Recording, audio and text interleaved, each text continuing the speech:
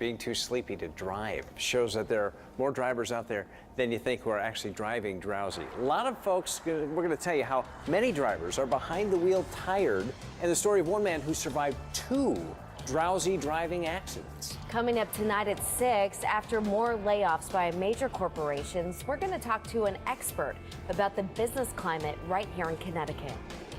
Beautiful summer day, but in some places this is actually election day, primary election day. I'm Kent Pierce. I'll run down a couple of the more interesting races coming up. A startling new report shows that millions of drivers are out there on the road driving tired. Yeah, some say that can be just as dangerous as driving drunk. Take a look. When Kendrick Hooks used to work the night shift, he had all the symptoms of being sleep deprived. Excessive daytime sleepiness, morning headaches, snoring, sleep apnea, inability to go and stay asleep. And not once but twice, Kendrick fell asleep at the wheel. The second time was when I flipped my car. The first time was when I flipped my ex-wife's car into a ditch. And I thought there was water in the ditch and I thought I was drowning because I was still not fully awake as I crashed. Now, Hooks works to help others at St. Francis Sleep Center. He's not surprised by the latest study showing there are more than 80 million sleep-deprived Americans on our roads every day. The Governor's Highway Safety Association report shows 5,000 deaths last year were because of drowsy drivers. Well, drowsy driving actually emulates drunk driving. When I'm following someone up the highway and they're weaving back and forth on the road, or they're speeding up or they're slowing down, sometimes you even see their heads, they'll be like nodding, and so I pull them over and you're not expecting drowsy driving, but a lot of times that's what it is. To put it in perspective, being awake just 18 hours and driving long distance is similar to a blood alcohol level of between 0.05 and 0.08, and it only goes up from there. If you don't get the appropriate sleep at night, your body will find a place to get that sleep. You know, when you drive, you're relaxed and you're focused on the road, so your body will find times like that to put you to sleep. I'm Darren Kramer, News 8. Live, News 8 at 6 starts now. I think Connecticut has issues with regard to its business attractiveness. A look at the business climate in Connecticut. This after hundreds of people are laid off this morning. Plus, mosquitoes in some parts of the state now test positive for West Nile. We'll tell you where. And hazy, hot, and humid weather heading our way. How long is it going to last, and just how hot is it going to get? We've got your back with your Storm Team 8 forecast. First, a big blow for workers at the cable phone and internet company Optimum. Hundreds of workers being given pink slips. Good evening, everyone. I'm Scott McDonald. And I'm Ann Craig in for Ann Nyberg tonight. Employees were given that bad news just this morning. Optimum was bought by parent company Altice. About 400 workers will now be laid off from the Shelton call center, 200 more from the Stratford office. The company says they don't have as many calls because of better equipment and technology. That is not the only major company making some changes. Today, the Rogers Corporation in Killingly announced it's going to be moving their headquarters. And today, News 8's Tina Detail talked with experts about what all of this means for the business climate right here in our state. There are about 100 people who work at these corporate headquarters. Now, a spokesperson for the company came out and talked to me and said they're still trying to work out the details as to who may be transferred to Arizona, what positions may be transferred to Arizona, or maybe who may stay in Connecticut at other locations. And finally, who may have to leave the company. That's a big, aspect of our town, so I'm just curious of what's going to happen. Concerns go beyond the village of Rogers, which is named for the Rogers Corporation in Killingly since 1832. The president and CEO of Rogers says relocating our corporate headquarters to Arizona improves our access to the growing business and technology centers on the West Coast. Research and development and its Connecticut manufacturing operations will stay put. Betty Kurzai believes Connecticut's business climate is pushing them out. It's the corporate tax. It's the challenging mandates that there are. It's the regulation, the regulatory climate. It's unemployment comp. It's all of that. It's cumulative. I think Connecticut has issues with regard to its business attractiveness, both real and perhaps even more problematic perceived. Still, David Cadden, a professor emeritus at Quinnipiac University, believes another company's announcement of 600 layoffs is less about the state's climate and more about the fact Altice USA recently acquired Cablevision and all its debt, so it now needs to cut costs. There's no easier way to cut operating costs than to cut your labor cost by eliminating jobs. As far as when this move will take place, we're told anywhere between 1 and 2 years, so no changes immediately. In Killingly, Tina Dittel, News 8. And today we asked Governor Malloy about his thoughts on the Altice layoffs and the overall business climate in the state of Connecticut. Malloy started off by saying that the cable industry has been under a lot of competitive pressure in the U.S. for some time. He says there are good signs about Connecticut's economy, including, according to him, declining or steady unemployment first-time claims, as well as job growth. Connecticut's had a good number of years in a row of job growth. We've created 100,000 jobs. This year alone, we're looking at 17,900 jobs having been created, even though we've had some major losses. Macy's closing down in Enfield, for instance. Malloy also says that the Labor Department is set to respond to those who lost their jobs to give them help and let them know what kind of benefits exist for them. New developments now on the Bridgewater home invasion involving a shooting that took place on Thursday. Police say that suspect, 20-year-old Dustin Holzgrube, is now in custody in the state of New York. Holzgrube is accused of shooting 64-year-old Victor Compy. It happened during a home invasion on Compy's home on South Main Street. Compy was shot in the upper body but survived. Stolen vehicles recovered in New York help lead detectives in that investigation. Also new tonight at 6, police in New Haven asking for your help to track down the man responsible for a shooting that happened this morning in the Prospect Hill section of the city. Police say 47-year-old Christopher Motzer of Guilford was shot in the ankle in the area of Mansfield and Division Streets. Motzer was reportedly beaten and had his cell phone stolen from him. He's being treated at the hospital, expected to be okay, but anyone with information on this shooting is asked to call police. Let's take a live look outside tonight in Middletown on this Tuesday evening. Looks really nice out there, right? Just a great summer day. But boy, is that humidity moving in. Let's get the very latest from meteorologist Kevin Arnone. He's got a check on your Storm Team 8 forecast. Hi, Kevin. Hi, yeah, we're going to see the humidity increase tonight. It is not bad at all right there. Pretty refreshing outside right now with these temperatures in the 80s. The humidity is low. The sun is shining, so it's not going to be a bad evening at all if you have any plans. But the humidity goes up tonight, and it continues to go up in the forecast right through the weekend, and that comes with some 90s as well. Certainly in the 80s right now, it's 87 in Windsor Locks, 88 in Hartford. We're going to see those temperatures get into the 60s through the overnight hours. By 7 o'clock, you can see 78 to 86. We'll hold on to the mix of sun and clouds. And check that out. Sunset now 7:58 p.m. We're losing about 2 minutes a day. We're going to see the clouds increase through the night tonight, as well as the humidity. That comes with a spot shower or two tomorrow morning. Not going to be widespread. No rain at all this evening. You can see on your satellite and radar view, it is quiet and is going to remain to be quiet right through the evening hours. And you can see way off to our south, to our west, a lot of moisture that's going to be tracking our way. And that comes with humidity. And we'll have that all in the 8-day forecast, and the hour-by-hour forecast shows some thunderstorms tomorrow. We'll help time that all out when I come back. Guys, over to you. Kevin, thank you. Vote 2016. Today is primary day for state senators, judges, representatives, and registrars. News 8's Kent Pierce met up with some of the men on the ballot today. Hi, Jim Pascarella. Hi, how are you? How you doing? Thanks for coming out. Good luck. Jim Pascarella has held a lot of positions in Hamden, including acting mayor. Now he's trying for a new job, state representative, replacing retiring Speaker of the House, Brendan Sharkey. I mean, we're replacing the Speaker of the House. So that's an enormous responsibility. So, you know, that's one reason why I'm in, because I've had so much experience in town. In this Democratic primary, he faces Josh Elliott. He runs his family's grocery business and was part of the crowd that had been enthusiastically supporting Bernie Sanders' campaign for president. So I knew that people would want to put their energy somewhere. And my feeling was that once Working Families Party was behind me and I've gotten the endorsements of various PACs and unions, it was the right time. In West Haven, there's also a young candidate looking for change. Michael DeMassa is a clerk in the tax collector's office. He knows that with the low turnout of an August primary, anything can happen. August is a tough month to get people out who's on vacation, and listen, every single vote counts, especially in West Haven. We see it time and time again that 1 or 2 votes literally makes the difference in races. He is challenging the incumbent 12-term Representative Louis Esposito, who knows low turnout elections require a personal touch. Well, I've been out there talking to people. They're happy with what I've been doing. They're saying that they're coming out to support me, and I feel confident that people are going to keep their word. In all, there are 16 primary races today. If you're not sure if you should be voting, the state has a website for you. You can check your polling place, whether or not you're registered, at one website, myvote.ct.gov, and that's pretty much all you need to know.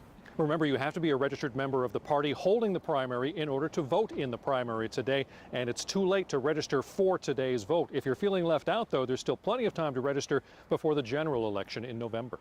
In Hamden, I'm Kent Pierce, News 8.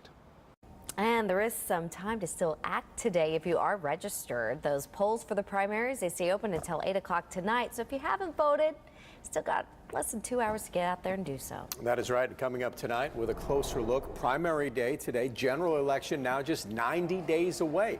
What steps are being taken in Connecticut to ensure all votes are counted and also protected? Like I said, we're going to take a closer look at that tonight at 11 right here on News 8.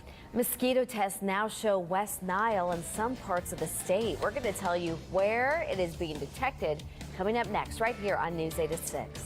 Plus, connecting to cops with ice cream pops. We're going to show you how officers and kids came together. And it is a big day for that little guy right there. We're going to tell you what he had to go through to get just to this moment.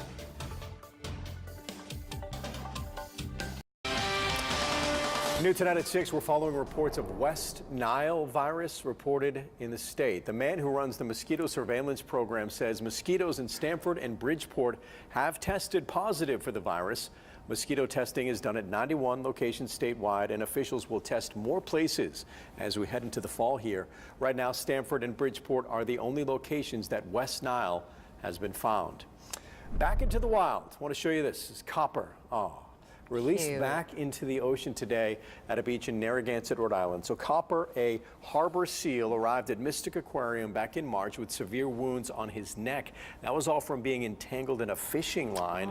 The time only weighed 48 pounds. He's back. He's healthy. He's been rehabilitated and released back into the ocean. He looks good. Looking real good. Go, Copper, go. Here's your moment. Yeah, there you go. Well, a summer sizzler coming our way. Kevin. All right, temperatures in the 80s right now. We're going to see this heat continue right through parts of the weekend with a lot of humidity as well. We'll have that all coming up in the 8-day forecast. Taking a live look right now in a gorgeous New London. We'll be right back.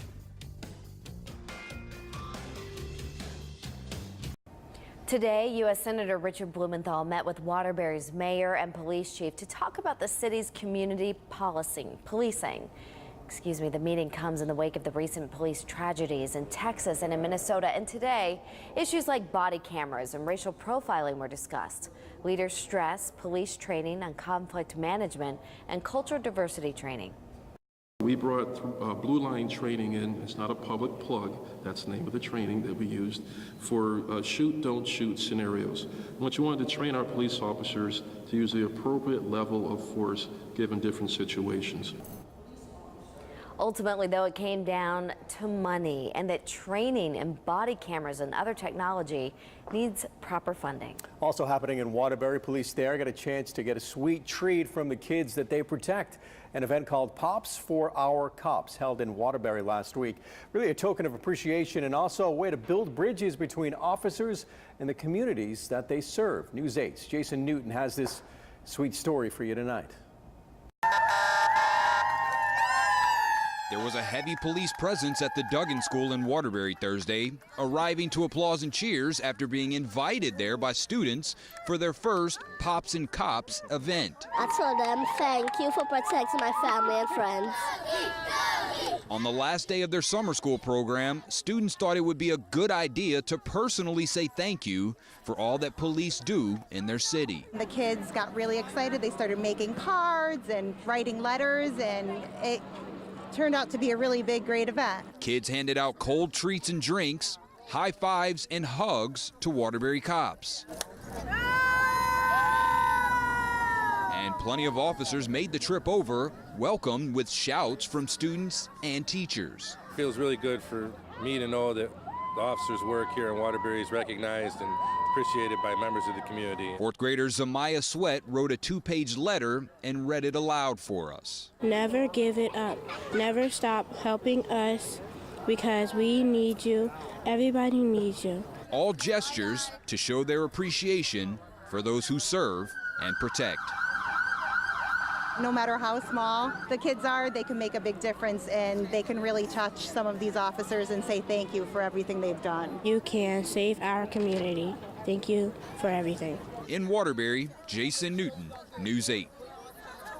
It's a great story. Yeah, we're all going to be melting like popsicles soon, right, Kevin? Up that AC. I know temperatures are going to be heading to the 90s in the forecast. That comes with humidity, so certainly some unbearable weather coming. Not too bad right now, though, if you are headed out this evening. Temperatures in the 80s across the state. The humidity's on the lower side. That humidity does go up tonight right through the weekend. You can see it's in the 80s. 79 in Columbia, though. It's 80 in Clinton, 91 in Manchester, and 84 in Canton. These temps are going to the 60s through the overnight hours. By 7 o'clock, though, we'll be in the 70s to around 86 degrees. We're going to hold on to the mix of sun and clouds right through the evening hours, and then we'll see the clouds start to increase tonight. By 9 o'clock, 75 to 77. Tomorrow morning, a couple showers, not widespread by any means. You might need to use those windshield wipers on your way to work, though, and you can see 71 to 76 by 9 o'clock. A break in the action, some sun for midday before another round of thunderstorms rolls through the state around 2 p.m. to 7 p.m. Dew points right now in Connecticut are in the 50s to around 60 degrees. Off to our south and to our west, that's when the higher dew point values are, and that's what's headed our way. So the humidity will be increasing tonight through the day tomorrow, and when you factor in the humidity with the warm temperatures that we're going to be seeing, these heat index values, which are in the 80s now, are going to be into the hundreds as we go through the next couple of days, about 100 to 110. That's what we're going to be feeling Thursday right through Saturday, so certainly on the warmer side. Your satellite radar view, no weather issues at all as we go through the evening hours. We have to take the perspective out to see where our weather is, and that's way off to our south and to our west. This is what's coming for tomorrow as well as right through parts of the weekend. We do have some widespread rain in the weekend forecast as well. That comes Sunday into Monday. Hour by hour, no issues at all as we'll go through the evening hours. The clouds will slowly increase through the night tonight, and you can see a couple spot showers tomorrow morning, 6, 7 a.m. continuing. Again, 1 or 2 towns, not going to be widespread by any means. The clouds will continue to increase, and then we'll see a break in the action from midday before some thunderstorms roll through the state, 2 p.m. continuing right through the evening hours for your ride home from work. One of these two could have a severe thunderstorm warning with it. We'll be watching that, and you can always download the Storm Team 8 app as well. Then we'll see things clear out Wednesday night. So 67 to 71 tonight with increasing humidity. Tomorrow we'll see an AM shower, then some thunder. Not as warm as what we saw today, but with more humidity, we'll feel just the same. Southwest winds about 8 to 15 miles per hour. Your 8-day forecast is a very busy one, so let's cover it. You can see Wednesday we'll see the evening thunderstorms, more humidity. Thursday, Friday, a few afternoon scattered thunderstorms, temperatures getting into the 90s with humidity. Saturday, that's the hottest day in the 8-day forecast, 93 for the shoreline, getting to around 97 away from the water. Again, this comes with humidity,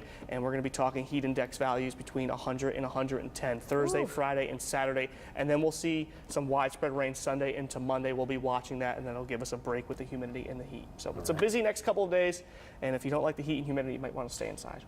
No messing around. Yes. All right, Kevin. All right, Kevin, Thank you. thanks. Hey, tomorrow, catch up with meteorologist Gil Simmons. He's going to be out on the Middletown Green. Stop by, say hi. 5 a.m. tonight, he's going to be there. He loves seeing fans. You never know where you're going to get. Last week, he was riding a donkey with a gigantic walking and talking iced coffee. So it's always interesting. Stop by and say hello. Let's get the latest now with John Pearson with sports. Live, this is Sports Edge, sponsored by your local Connecticut Chevy dealers.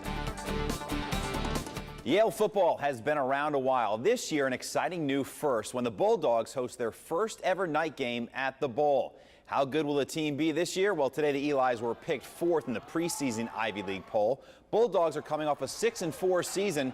They have some key holes to fill, but plenty of talent to do it. Harvard was picked to finish first, even though Penn received more first-place votes. Quakers expected to finish second. Yale's night game will be Friday, October 21st against Penn. The UConn football team in its second week of preparation for the 2016 season. Lots of excitement up in stores as the Huskies return lots of starters and are coming off a bowl appearance. Madison's Matt Walsh expected to take on a larger role as a senior. He played in all 13 games a year ago, started 3 of those. Recruited by a different coaching staff, the former hand-high star glad he stuck it out at UConn.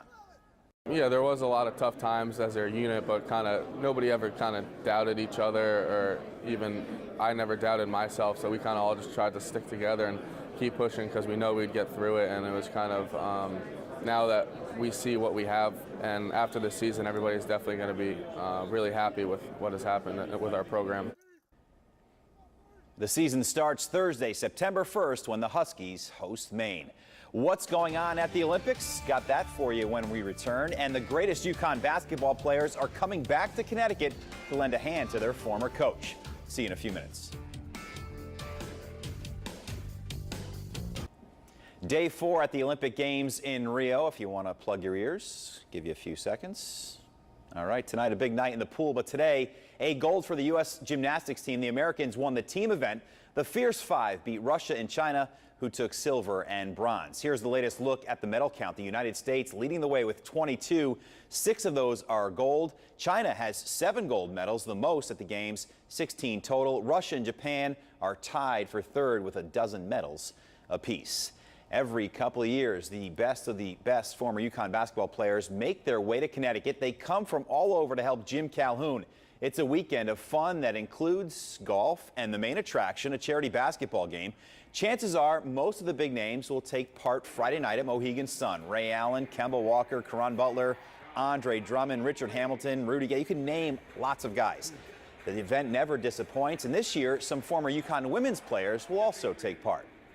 I think we finally got smart and add the gals, and I just think, I knew from the Keisha to Svetlana to all these kids that are coming, and all of us have the same goal that night, and that's really to get back and to get together. It's a day that I cherish. I really do. It's getting back with my kids. Proceeds from the event are donated to cardiac research. Again, it's Friday, August 12th at Mohegan Sun. And boy, it's a flashback when you go up there and see all those great faces again. Absolutely. Yeah. Cool, John. Thank you. Okay. All right, we're going to talk about this heat up that Kevin is tracking. How hot is it going to get, Kevin? It's going to get really hot with temperatures in the 90s. That comes with humidity, but it's going to be quiet this evening. Tonight, the humidity does go up. Temperatures on the mild side, 67 to 71. Tomorrow will feature some AM showers and then some PM thunder, but a break in the action midday. A little bit cooler than what we saw today. Temperatures in the 80s, but more humidity as well. Your 8-day forecast is pretty busy. Thursday, Friday, temperatures getting into the 90s. Saturday's the hottest day, 93 for the shoreline, getting to around 97 away from the water. That comes with humidity. Factor that in, heat index values in the low 100s, about 100 to around 110 is what we're going to be seeing for the next couple of days. Brutal. Brutal is right. All right, that's our time. Remember, you get the latest news, weather, traffic anytime online at WTNH.com. Have a good night.